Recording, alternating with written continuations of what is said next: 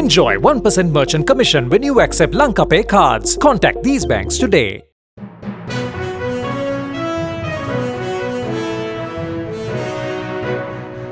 Foreign Minister G.L. Peiris reiterated yesterday that the evidence-gathering mechanism established under United Nations Human Rights Council Resolution 46/1 is unhelpful to the people of Sri Lanka, will polarize Sri Lankan society, and adversely affect economic development, peace and harmony at a challenging time. Minister for Foreign Relations of Sri Lanka to address the Council. Thank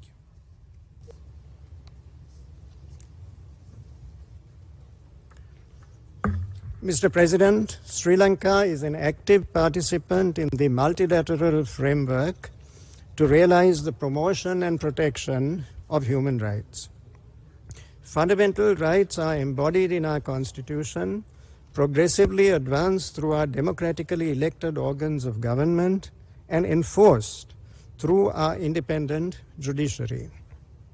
Despite multiple challenges we have faced from terrorism, we have restored peace, security, and the rule of law throughout our country.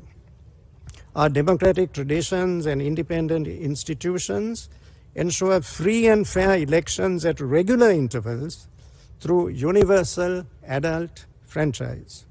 We will further advance the considerable progress we have made in post-conflict recovery and healing. For this, Mr. President, we have put in place domestic institutions for reconciliation, accountability, and social justice.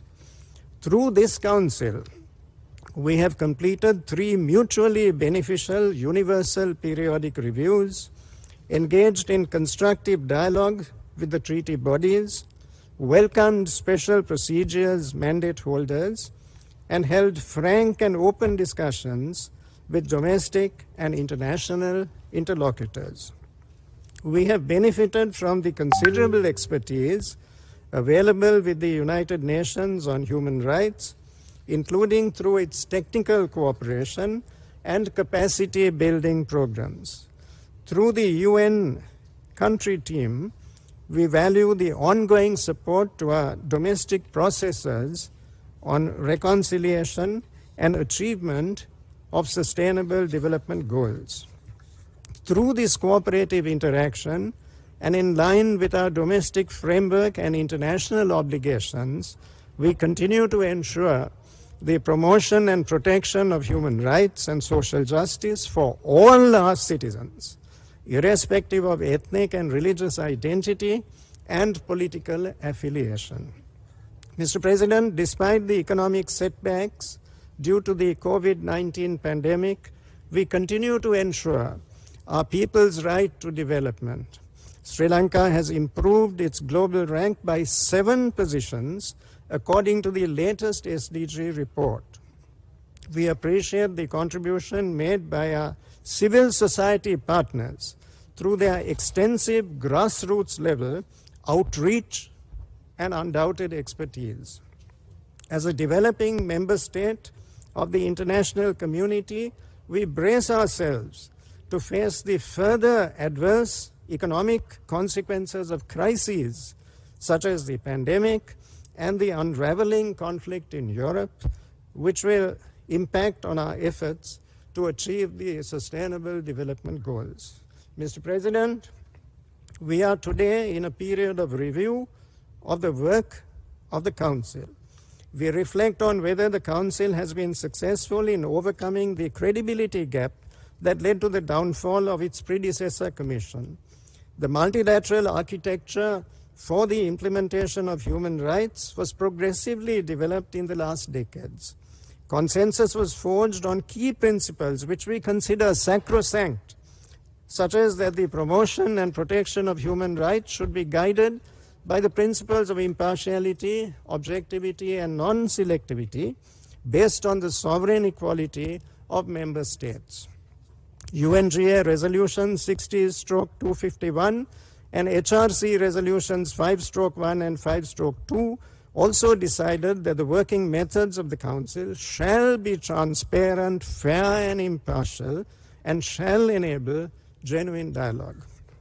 In March 2021, the Council voted on Resolution 46/1, which was tabled without the consent of Sri Lanka as a country concerned.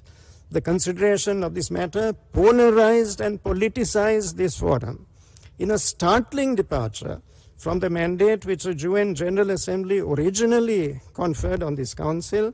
Operative Para 6 of this resolution refers to a so-called evidence-gathering mechanism, a measure that was strongly opposed by a number of countries. Such initiatives create disharmony both in the domestic and in the international arenas. It creates obstacles to reconciliation efforts, breeds hatred by reopening past wounds, and polarizes society. Mr. President, member states have mandated this Council and its Secretariat with a truly extensive array of helpful working methods to assist governments in the promotion and protection of human rights. Sri Lanka has participated actively and constructively in those aspects of the Council's work that have been productive and beneficial, and which have helped to ensure that our people live safer, longer, and more dignified lives. We reject, however, those that are punitive, politicized, divisive, unhelpful, and initiated due to extraneous reasons. Mr. President, as elsewhere in the world, we endeavor to strike a just balance between human rights and national security when dealing with terrorism. Sri Lanka is convinced that counterterrorism legislation must secure and protect the rights of persons subject to investigation, detention, and trial, and must not restrict democratic freedoms such as the freedom of expression. With these objectives in view, I recently presented a bill in the Parliament of Sri Lanka, which is an initial step in amending the Prevention of Terrorism Act 43 years after it was promulgated. We take particular objection to the use of voluntary funding, which has the necessary consequence of undermining objectivity and detachment.